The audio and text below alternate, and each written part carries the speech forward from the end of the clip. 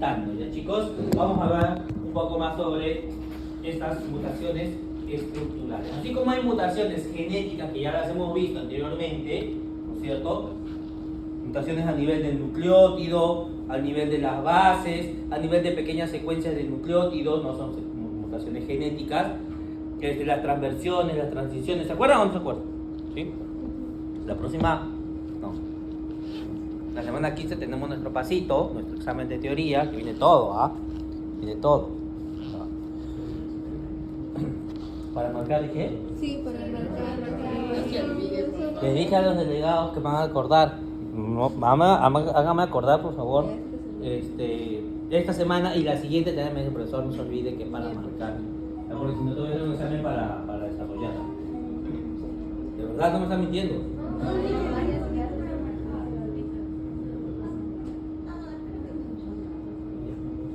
Entonces, así como hay mutaciones genéticas, ¿no? También existen las mutaciones cromosómicas. Ya son dos grupos diferentes. En las mutaciones genéticas generalmente cambian los nucleótidos, las bases nitrogenadas o las bases nitrogenadas, y eso no lo puedes ver. Tú no lo puedes ver. Por eso usamos generalmente técnicas moleculares para poder identificarlo. PCR, usamos amplificación del ADN, secuenciamiento. En cambio, en las mutaciones cromosómicas, como son mutaciones más grandes donde implican segmentos de cromosomas, eso sí lo puedes ver en el microscopio con las técnicas que hemos mencionado. Entonces son dos grupos diferentes, pero siguen siendo mutaciones. Chicos, pero no te confundas, las mutaciones genéticas y las mutaciones cromosómicas ¿ya? Son diferentes.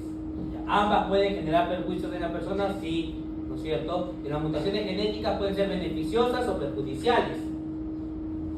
Beneficiosas si es que te ayudan a adaptarte mejor al medio, perjudicial si es que no te ayudan a adaptarte al medio. Las mutaciones cromosómicas, todas son perjudiciales. Todas, ¿ah? Son perjudiciales. No hay mutación cromosómica beneficiosa. Hasta el momento, eso no se ha visto. ¿No?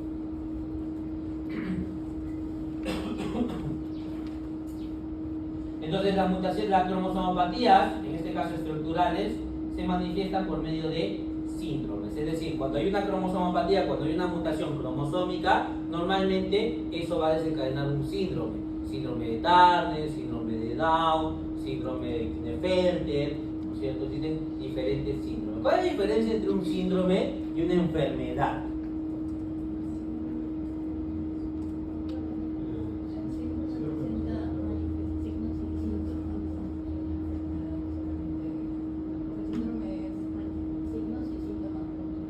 Síndrome, signos, ya, ok. ¿Y la enfermedad? La enfermedad no puede ser, solamente puede presentar síntomas. No es lo mismo, no es lo mismo.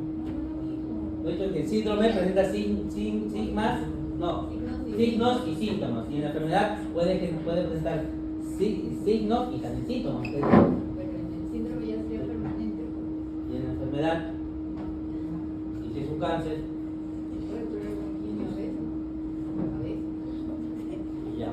ya, por ahí puede haber una diferencia. El síndrome te dura todo el tiempo. Con eso naces. En cambio, la enfermedad puede tener alguna cura en algunos casos, ¿no es cierto? Porque anemia falciforme es una enfermedad y no tiene cura, ¿no? Pero en algunos casos podría tener. Ahí tienes otra diferencia, creo.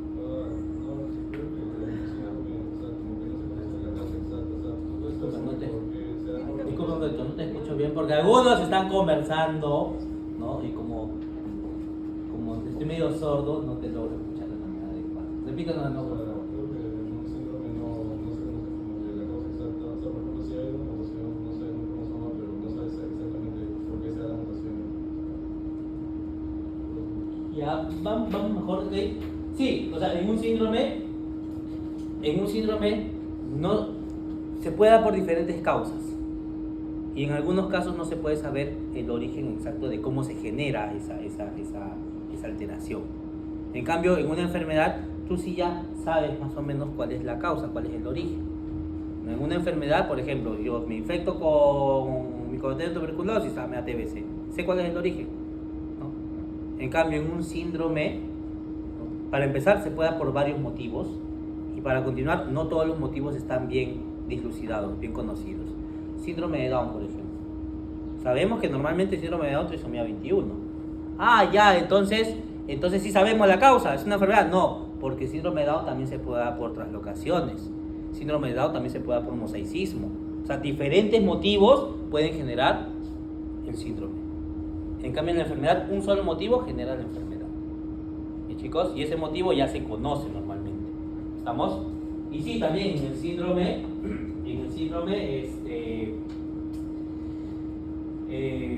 normalmente naces con eso. Chicos, en cambio en la enfermedad la adquieres en algunos casos, ¿no? No todos. Entonces las cromosomopatías van a manifestarse por medio de síndromes, ¿no? Si hay síndrome, entonces, si hay una cromosomopatía, entonces eso generalmente va a desencadenar un síndrome. Ahora, ¿por qué se generan estas alteraciones a nivel de los cromosomas, ya sea estructural o numérico? Por inestabilidad genómica. ¿Y cómo es que se puede generar una inestabilidad genómica, o sea, una inestabilidad en el material genético? Puede ser por errores en la división celular, puede ser por factores ambientales, no exposición a algunos componentes tóxicos, unas radiaciones, por ejemplo, o puede ser por errores en la reparación del material genético, aumento de la replicación. O sea, por diferentes motivos puede generarse esta inestabilidad genómica. Y eso podría desencadenar algunas cromosomopatías, ya sean estructurales o numéricas. Dentro de las estructurales vamos a ver algunas, por ejemplo, duplicaciones, deleciones, inversiones, translocaciones, microdeleciones y microduplicaciones. En cambio, en las anomalías cromosómicas numéricas hay dos grupos grandes solamente: euploidías y aneuploidías, que eso vamos a ver la siguiente semana. Hoy día, esto de acá. Entonces, dentro de las mutaciones estructurales tenemos dos grupos grandes. Ya, las mutaciones desequilibradas, ojo, son estructurales, ¿ah? Desequilibradas y las equilibradas. Las desequilibradas, ¿por qué se caracterizan? Las desequilibradas se caracterizan ¿por qué? Porque te llaman a medianoche, te intoxican todo el rato, ¿no es cierto? No, esas no son. Las desequilibradas se caracterizan porque van a haber pérdida o aumento de material genético. En cambio, en las equilibradas,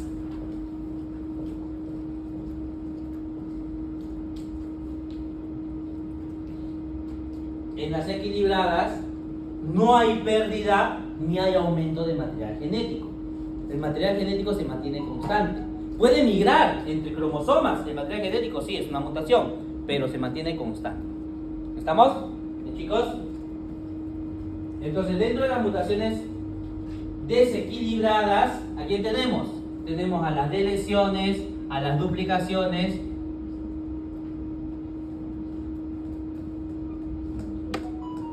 las inversiones. Vamos a sacarle, chicos. Las inversiones las vamos a poner en el grupo de las equilibradas. Y la inversión es algo así. Mira tu cromosoma. Un cromosoma normal. Miren, se invierte un segmento. Mira, se invirtió. ¿Se perdió material genético? ¿Aumentó material genético? No, sigue ahí. ¿Se modificó el material genético? Sí, pues no. Sí se modificó porque hubo una inversión. Pero igual los genes están ahí, se pueden expresar. Entonces, las inversiones las vamos a meter dentro del grupo de las equilibradas, pero ojo, aquí yo asumo que lo han puesto dentro de las desequilibradas. ¿Por qué? Porque las inversiones, ¿ya?, en la descendencia pueden generar deleciones y duplicaciones. O sea, en el individuo no. Por ejemplo, si yo tuviese una inversión en mi cromosoma 1, por ejemplo, entonces yo no tengo problema, soy portador de esa mutación. Pero como tengo todos los genes ahí, fenotípicamente hablando, no hay ningún cambio. Pero si es que esa inversión estuviese en mis células germinales, en los espermatozoides, y estos fecundan un óvulo, entonces en ese individuo que se va a desarrollar sí se podrían dar duplicaciones y deleciones, pero en la descendencia. Chicos, yo imagino que por eso lo han puesto en este grupo. Pero si la inversión como tal está en un individuo, es equilibrado. Chicos, ¿se entiende esa parte? Entonces vamos a ver acá, algunas mutaciones desequilibradas. De lesiones, su nombre lo dice, ¿qué es? Pérdida. También hay de lesiones genéticas, ¿se acuerdan? A nivel genético, a nivel de genes, también hay de lesiones. Se pierde un nucleótido, que también es una lesión, pero es una mutación génica. En cambio acá, la de lesión no es un nucleótido, pues. No, se pierde todo un segmento de cromosoma, todo un brazo. O sea, son de lesiones grandes, por eso también las tenemos en este grupo. Chicos, duplicaciones, aumenta el material genético. Las inversiones ya lo dijimos, ¿no es cierto? Se invierte una parte. Dentro de lo que son las inversiones podemos tener las peri y las paracéntricas. Las pericéntricas se caracterizan ¿por qué? Porque incluyen al centrómero. Y las paracéntricas no incluyen al centrómero. Por ejemplo, si yo tengo este cromosoma, acá mejor. Sí. Si yo tengo este cromosoma y la inversión se da desde un brazo hasta otro brazo, ¿incluye el centrómero o no? Sí, incluye el centrómero. Entonces, ¿esto qué es? Pericéntrica. Pero si la inversión solamente se da o en el brazo corto, o en el brazo largo, entonces, ¿esa inversión incluye el centrómero? No, es una inversión paracéntrica. Chicos, tipo de inversión.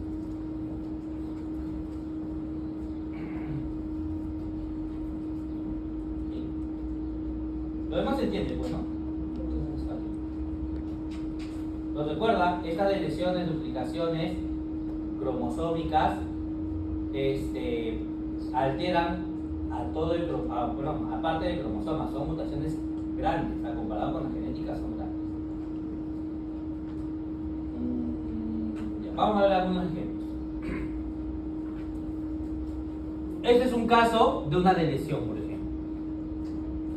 Los cromosomas en anillo se generan cuando las cromátidas, el brazo corto y el brazo largo, interaccionan, se dobla, interaccionan, ¿y qué se pierde? Se pierden los segmentos externos. Como hay una pérdida de material genético, está dentro de lo que son las deleciones. Pero esta delesión que originó un cromosoma en anillo, le llaman, chicos, y normalmente los cromosomas en anillo que se reportan son en el cromosoma 14. El cromosoma 14 tiende a tener cromosomas en anillo, tiende a formar cromosomas en anillo. Chicos, no es el único caso, pueden darse en otros cromosomas más, pero lo que generalmente se reporta es en el cromosoma 14. Chicos, pero como se pierden las regiones externas, ¿no? Las regiones más extremas, entonces por ahí como que no hay mucho problema, porque se puede perder el telómero, por ejemplo, entonces no pasa nada, porque es el material que no tiene información génica. Pero si es que el cruce se da un poco más adentro y se pierden algunos genes ya de importancia, entonces eso sí te podría generar la muerte. O sea, el individuo que va a tener esta mutación no se va a desarrollar completamente. Pero si la mutación, si la delesión se da casi a los extremos, ¿no? Y no se pierden genes muy importantes, entonces este individuo todavía podría sobrevivir y va a tener retardo mental, confusiones, ¿no? Y algunas características dismórficas como El isocromosoma también es una consecuencia de una lesión. ¿Qué es un isocromosoma? Es un cromosoma que tiene los dos brazos iguales. O sea, tiene dos brazos cortos o dos brazos largos. ¿Cómo se genera esto? Al momento de darse la mitosis, la meiosis,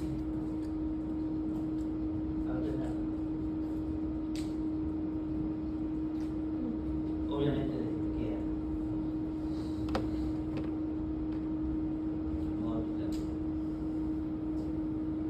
Entonces hizo. Y hace un trabajo.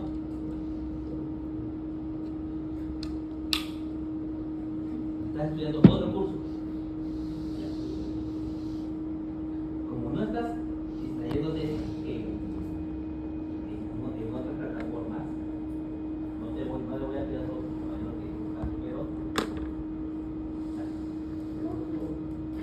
Termina de echar un caso. Te doy 15 minutos. Vamos. Termina de echar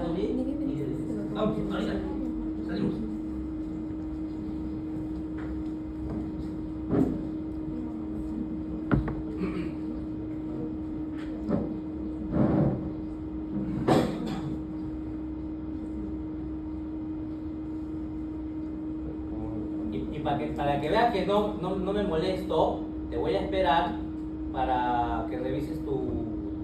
Creo que me decías que tenías que comenzar con tus conclusiones, ¿no es cierto? Sí. Ya cuando regresas, lo revisamos. Ya para cuando regreses ya vamos a tener una parte.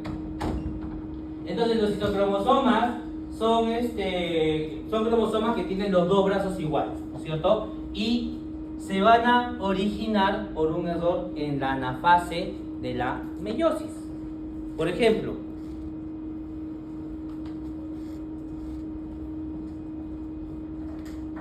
si yo tengo un cromosoma, ahí está mi cromosoma, ¿no es cierto? Y a nivel de la anafase, este cromosoma, por el uso acromático, debería romperse por la mitad y las cromátidas hermanas migrar hacia los polos, ¿no es cierto? Eso es lo que conocemos ya todos, eso es lo que normalmente sucede. Para que se forme un isocromosoma, la fractura no se da de manera vertical, la fractura se da de manera horizontal, o sea, debería romperse así, pero para formar un isocromosoma, ¿qué pasa? Se rompe así. ¿Y qué pasa acá? Ah, tiene dos brazos P. Y acá, dos brazos Q. Migran hacia los polos y ahora este cromosoma va a tener dos brazos P y este de acá dos brazos Q. Son isocromosomas. Chicos. Y eso también puede originar algunas alteraciones en el organismo. Chicos. Por ejemplo, mira acá. Tiene un cromosoma 18 con los dos brazos Q. Es un isocromosoma 18Q.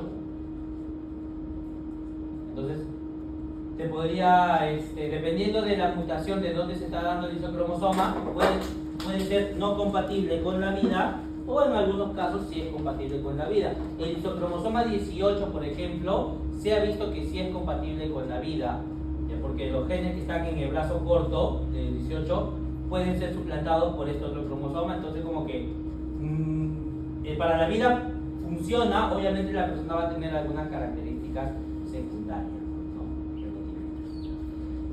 Acá también miren, el síndrome de Turner. Normalmente el síndrome de Turner, ¿por qué se daba? ¿Monosomía de quién? Del X, ¿no es cierto? Un solo cromosoma X. Pero es un síndrome. Y hemos dicho que los síndromes no tienen un solo origen. Acá también es Turner, pero no se da por monosomía del X. Este Turner, ¿por qué se da? Porque hay un isocromosoma X, XQ. En uno de los cromosomas X, los dos brazos Q son iguales. ¿Qué se perdió? Todo un segmento del P. Pero en este segmento del P sí hay cromosomas, sí hay genes importantes. Ah, ok, entonces eso te puede repercutir en un Turner. ¿Me chicos? Pero ahí hay dos X, ¿no sería 46, X, iso, XQ? Sí. Era 46. Me han puesto 45, ¿no? No, debería ser 46 porque se cuenta como un cromosoma. 1, 2, 3. Y pues todos los demás están completos. Debería ser 46.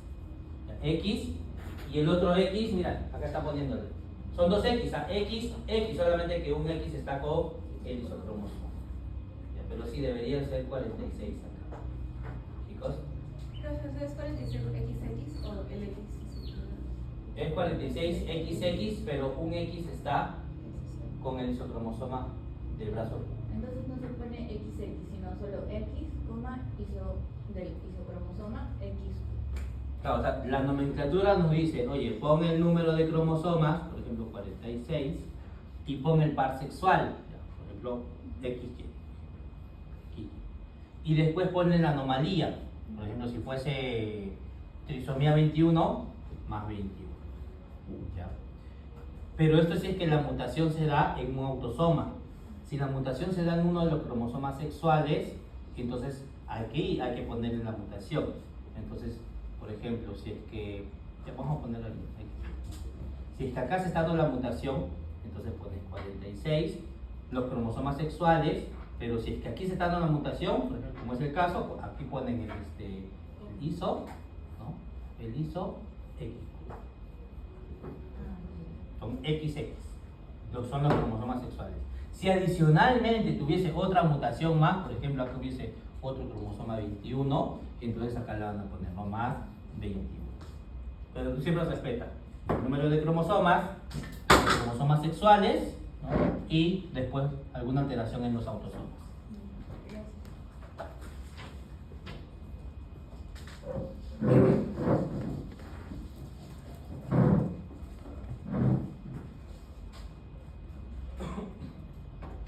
Y ahora vamos a hablar algunos ejemplos de las mutaciones equilibradas. Dentro de las mutaciones equilibradas habíamos mencionado que no se pierde ni se gana material genético, ¿no? Dentro de este grupo están las translocaciones y hemos mencionado también que vamos a incluir aquí ¿a quién?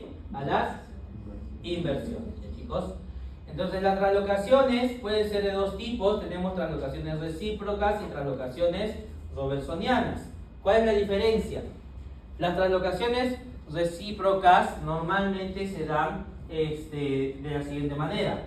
Tiene dos cromosomas no homólogos, por ejemplo puede ser el cromosoma el 4 y el 20. No son cromosomas homólogos, ¿no? Entonces, pero sin ser homólogos intercambian segmentos cromosómicos. El crossing over se intercambia. ¿Y es lo que va a generar? Una translocación. Si fuese un cromosoma 4 acá y acá otro cromosoma 4, ¿habría algún problema? No, porque normalmente en el crossing over, entre los cromosomas 4 intercambian segmentos, ¿cierto? Eso es típico, eso debería ocurrir así.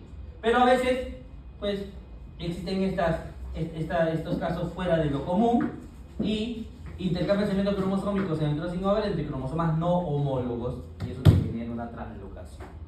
Chicos, y como este segmento migra a este cromosoma y este otro segmento migra a otro cromosoma, es una translocación recíproca. En las translocaciones robertsonianas,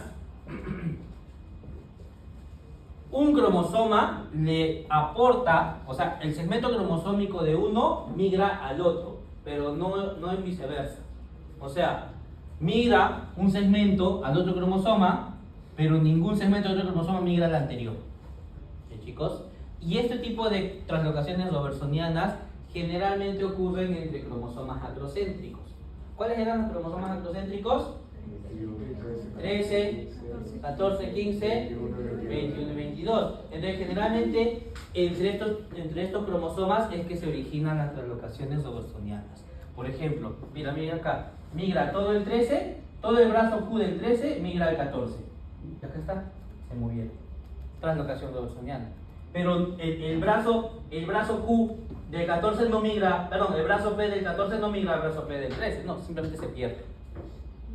Hay como una deleción de uno. ¿Existe una deleción? Sí, pero como estos segmentos que están aquí en los cromosomas acrocéntricos son repetitivos, porque aquí acuérdense solamente estaban los genes de los ribosomas, ¿no es cierto? Entonces se perdió este segmento del 13 y este segmento del 14, no está, desapareció, se perdió, se deletió, todavía te queda los genes ribosómicos del otro 13 y del otro 14, por eso son en pares. Entonces como que no hay mucho problema, ¿no? Fenotípicamente hablando, esto de acá no genera cambios en el individuo. ¿Ya? Si es que alguien tuviese una translocación robertsoniana, morfológicamente no tiene ningún cambio visible. ¿Ya? ¿El problema dónde está? En la descendencia. Porque si esta mutación está en las células germinales y tiene hijos, entonces ¿qué puede generar en los hijos?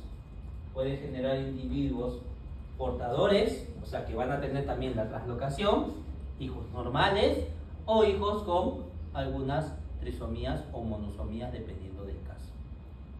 Chicos, por ejemplo, esta persona que tiene la translocación robertsoniana, se fusionaron el 13 y el 14, ¿no es cierto? Se fusionaron el 13 y el 14, acá está el otro 13, acá está el otro 14. O sea, tiene dos 13, ¿no es cierto? Ahí están.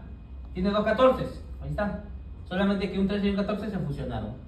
Translocación robertsoniana. ¿A la persona le pasa algo? No, es un portador. Pero al momento de generar las células gaméticas, sus gametos, sus espermatozoides o sus óvulos, ¿qué puede suceder? Acá dice, no, falta acá. Vamos a adicionar, ¿ya? Si se va, por ejemplo, estos dos cromosomas, este de acá, el 13, con este 14, ¿ya? acá triangulito, ¿ya? Si se va el 13 con el 14 a una célula, a la otra célula, ¿qué le quedará? Solamente el cromosoma traslocado, ¿no es cierto? Ese es un caso. Un segundo caso, si se va un 13 y un cromosoma fusionado, acá, a la otra célula, ¿quién se irá? Solamente el 14, ¿no es cierto? Este es otro caso. Y en el otro caso, si se va el 14 con el cromosoma fusionado, a la otra célula, ¿quién será? Solamente el 13. ¿Sí? ¿Se entiende? Eso es un tercer caso. ¿Sí, chicos? Entonces, de este individuo se pueden formar todas estas opciones en los gametos, ya sea en los espermatozoides o en los óvulos. Entonces, supongamos que son espermatozoides. Tienes aquí el gameto, ¿no? El espermatozoide, que se fusiona con un óvulo normal. El óvulo está normal, ¿ah? Son óvulos normales. Entonces, en este caso, ¿qué vamos a tener? ¿Qué vamos a tener? Si tiene 2 cromosomas 13 y 2 cromosomas 14, ¿cómo es el individuo? Normal, ¿no es cierto? En este otro caso, ¿qué vas a tener? Tienes el cromosoma 13 y 14 fusionado y acá tienes 13 y 14 del óvulo. Cuando se fusiona el huevo cigoto, ¿qué vas a tener? Un portador igual a ¿quién? Al parental. ¿Va a tener alguna característica fenotípica diferenciable? No, pero tiene la mutación. ¿Estamos? Portador. ¿Compatible con la vida? Sí. En este otro caso, tienes el 13 y el cromosoma fusionado, ¿no es cierto? ¿Y se fusiona con quién? Con el óvulo. ¿Y ahora qué vamos a tener? Este juego de acá. Pero vas a tener un 13, 2 13, un 13, 2 13, y acá tenemos, acá abajo, ¿no es cierto? Otro 13. Tienes 3 cromosomas, 13, entre comillas 3, porque esto se cuenta como un solo cromosoma. ¿Ya? Pero entre comillas tienes 3 cromosomas 13 y 2 cromosomas 14. Entonces, ¿qué es? Una trisomía 13, patao. Y en el otro caso, aquí, mira, tienes un 14 y se fusiona con otro 13 y acá hay otro 14. ¿No es cierto? ¿Qué vas a tener en la progenia? Aquí. Tienes un 14, ¿no es cierto? Y tienes un 13 y un 14. ¿Qué tendrías? Tendrías un cromosoma 13 y 2 cromosomas 14. ¿Qué es esto? Monosomía del 13. No es compatible con la vida. En el desarrollo embrionario va a fallecer. O en todo caso va a ser un aborto espontáneo. No se genera. ¿Ya? Imagino que por eso no lo cuentan. En este último caso, tienes los 2 14, ¿no es cierto? Tienes acá y el cromosoma fusionado, un 13 y un 14 de más. ¿Sí? Se fusiona con el huevo cigoto, pero con el óvulo. Y el huevo cigoto, ¿qué va a tener? Va a tener 2 cromosomas 13 y ¿cuántos cromosomas 14? 3 cromosomas 14. Trisomía 14. ¿No es cierto? ¿Compatible con la vida? No es compatible con la vida. También, generalmente, aborto espontáneo. Y en este caso, tienes un 13, acá te dan un 13 y acá te dan un 14. ¿No es cierto? ¿Qué tendrías? Monosomía del 14. Muy bien. Monosomía del 14. Tampoco compatible con la vida. Bien, chicos. Solamente algunas trisomías, algunas monosomías son compatibles con la vida. Eso vamos a ver la siguiente semana, no son todas. ¿Se entiende?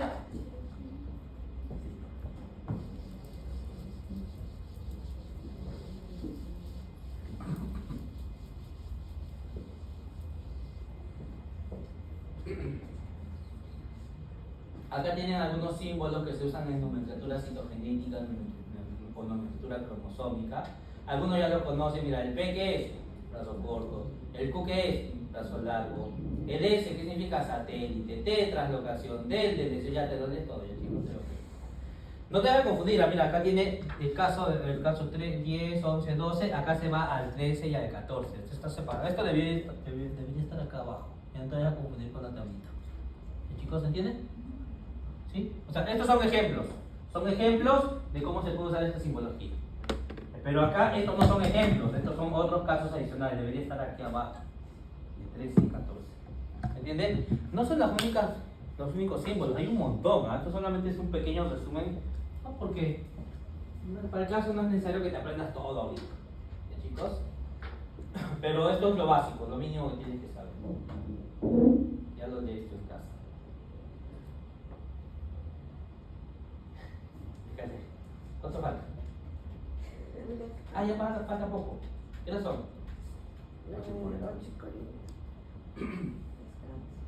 Vamos a ver, no, vamos que llegue su compañero. Si regresa, ¿a qué otro cuánto le dimos? Media, 15 minutos. ¿A qué hora se fue? Y medio. Ah, ya cambiaron unos 5 minutos. Que regrese y revisamos algunos que tengan dudas con su conclusión. Vamos a ver algunos casos clínicos de las mutaciones que justamente hemos mencionado. Chicos, en las lesiones, por ejemplo, algunos casos muy frecuentes que se generan y son compatibles con la vida son Cri-du-Chat, que es una lesión en el cromosoma 5, y retardo mental en varones por lesiones en el cromosoma X. Chicos, en lo que son microlesiones podemos tener algunos casos de síndrome de Miller-Dickel o Prader-Willi, que también ya lo hemos visto anteriormente, ¿no es cierto? Acá está. Y entre las ocasiones que son compatibles con la vida podemos tener, por ejemplo, al cromosoma Filadelfia, que te puede generar leucemia mieloide crónica. Chicos, son algunas mutaciones que se dan, ¿no? Y son compatibles con la vida, pero te generan algún síndrome o enfermedad.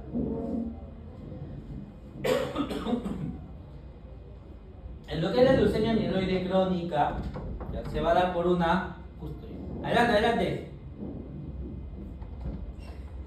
Vamos a ver. Pasa. Ya que llegó su compañero, vamos a empezar a revisar esta parte, chicos. Quería dar un tiempo para ver dudas sobre su última nota que se ha subido. Vamos a poner unos 5 o 10 minutos. Así que los que no tienen ninguna consulta con respecto a su cuestionario o su nota de cuestionario, pueden aprovechar en la selección. Y ¿Puedo agarrar mi celular para ver? por 5 minutos sí, pero yo no voy a hacer nada.